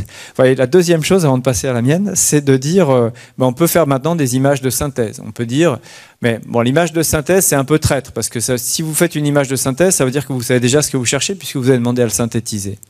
Donc vous avez déjà un élément de réponse en vous, donc c'est pas vrai. Et le dernier point, voilà, que je pensais que vous alliez me dire, et qui était très malin, et ça m'étonne pas de vous, c'est qu'il y a aussi des cas où on n'a pas beaucoup d'exemples. Voilà, des maladies très rares, eh ben, on n'a pas beaucoup d'exemples. Et comme l'IA est basée sur la répétition, j'ai vu beaucoup de cas, et donc je sais le reconnaître. Quand il y a très peu d'exemples, par exemple, les pannes sur les voitures Renault, c'est super rare. Et du coup, comment vous voulez faire de l'apprentissage pour reconnaître une panne à l'avance, quand vous n'avez jamais de panne? Ouais, voilà, donc ça arrive des fois. J'ai entendu parler de cette théorie que des fois les voitures Renault sont en panne. Mais ouais, donc comment on fait?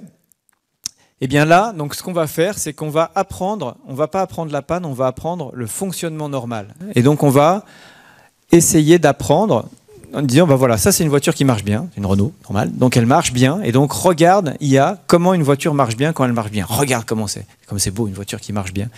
Et qu'elle soit juste capable de dire, tiens, là ça ne marche pas comme d'habitude. J'avais vu tous les cas où une voiture marchait bien, c'était comme ça, et là, c'est pas pareil. Donc je ne peux pas dire que c'est une panne, je ne peux pas identifier une panne, parce que j'en ai jamais vu des pannes. En revanche, je peux dire ça ne se passe pas comme d'habitude. Par exemple, dans la cybersécurité, voilà, c'est un des points. Comme on n'a jamais vu forcément toutes les attaques qu'on va avoir, en revanche, ce qu'on peut, c'est essayer de reconnaître ce qui se passe quand un ordinateur n'est pas attaqué, c'est quand même la plupart du temps, et puis de voir un jour qu'il y a un comportement anormal. Et ça, cette détection d'anomalies, c'est aussi un peu ce qu'on retrouve sur le cas des inconnus. Là, vous voyez, quand la voiture tombe devant un obstacle qu'il n'a jamais vu, eh bien, il va falloir qu'on détecte que, tiens, ça fait partie de trucs que j'ai jamais vu. Et ça, c'est assez compliqué. Hein. Donc là, il y a en ce moment, on travaille sur le sujet. Reconnaître l'anormal, là aussi, pour nous, êtres humains, c'est assez facile de reconnaître une situation anormale. Pour une IA, c'est compliqué. Et donc là, il y a vraiment des très belles recherches sur le sujet en ce moment. Et on va prendre la dernière question, ici. Bonsoir. Comment est géré le problème de la propriété intellectuelle, en particulier en ce qui concerne les IA génératives? Leur production appartient à qui? Celui qui a entraîné l'IA, au prorata des données qui ont servi à l'entraîner, etc. Voilà. Alors on va faire appel à un avocat ici, mais bon. Non. C'est un sujet dont on parle depuis longtemps. Je crois qu'aujourd'hui, dans l'état actuel des choses, je pense que ça dépend un peu de... moi, j'ai entendu deux sons de cloche, en fait. La première, c'est tout appartient à celui qui a inventé l'IA générative. Et puis l'autre, c'est... je pense que donc, tout appartient à celui qui a créé cette IA, parce que c'est lui qui a fait le moteur. Et après, il y en a d'autres qui disent c'est celui qui a fait le prompt, celui qui a dit « Tiens, dessine-moi ça », c'est lui qui est propriétaire de ça.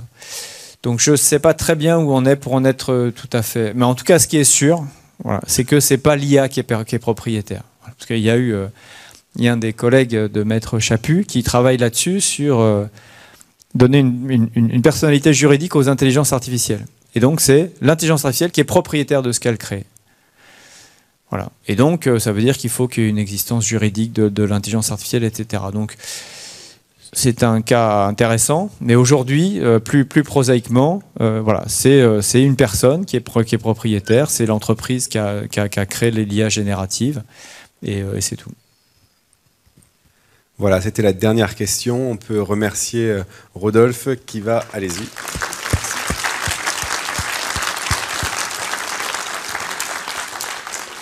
Et si vous avez d'autres questions, Rodolphe va se mettre à la table qui est juste derrière, où il a des exemplaires de son dernier livre, Dernière nouvelle de l'intelligence artificielle chez Flammarion.